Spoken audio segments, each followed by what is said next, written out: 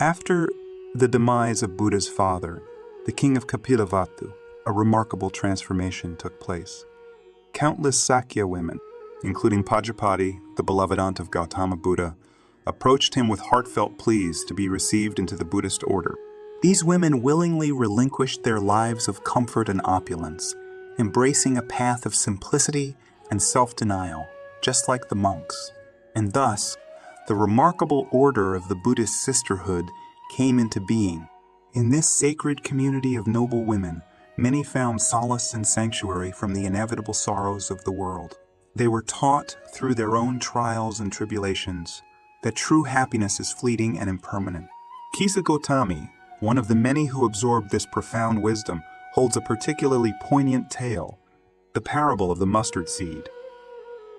Once upon a time, in a land where Buddha dwelled with the Buddhist order of monks, there lived a woman named Kisagotami. She was married at a young age and had a beautiful son who brought immense joy to her life. But tragedy struck her world when her precious child fell gravely ill, and despite her desperate efforts, he eventually succumbed to his illness. Overwhelmed by grief, Kisagotami refused to accept the painful truth and clung to her lifeless child, hoping for a miracle cure. In her desperation, she sought help from everyone she knew, pleading for medicine to revive her beloved son. However, to her dismay, nobody could provide the cure she so desperately sought. Feeling lost and alone, Kisagotami was directed to the wise and compassionate Buddha for guidance. With her lifeless child in her arms, Kisagotami made her way to the Jeta garden where the Buddha resided.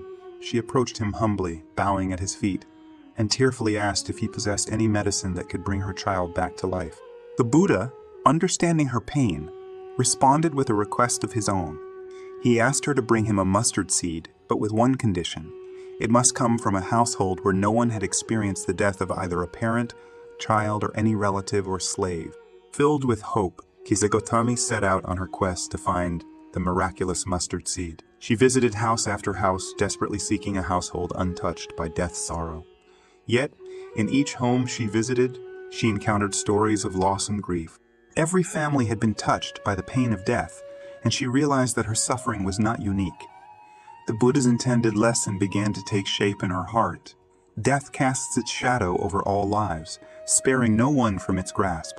In a moment of realization, Kisagotami left her lifeless child in a forest and returned to the Buddha. Tearfully, she confessed her failure to find the mustard seed, for death had touched every home she encountered. The Buddha, with compassion, comforted the grieving mother and imparted a profound truth. The world is permeated with sorrow and loss. People often pin their happiness on worldly attachments, such as loved ones, wealth, and possession. But like a sudden flood in the night, death comes, shattering these illusions and overwhelming all. Kisagotami, through her own journey of sorrow and enlightenment, recognized that her grief was not isolated. In her past, she had experienced similar heartache, and she understood that she might endure it again in the future. It was in the realm of nirvana, the state of ultimate peace, that she discovered the key to conquering death's grip. Deeply moved by this wisdom, she implored the Buddha to allow her entry into the sisterhood, where she could embark on the path of inner serenity. And so, Kisagotami embraced the way of the sisterhood, recognizing that it was a straight and true path leading to a realm beyond this world. It was a road that guided her toward an ocean of purity and the ultimate liberation from suffering.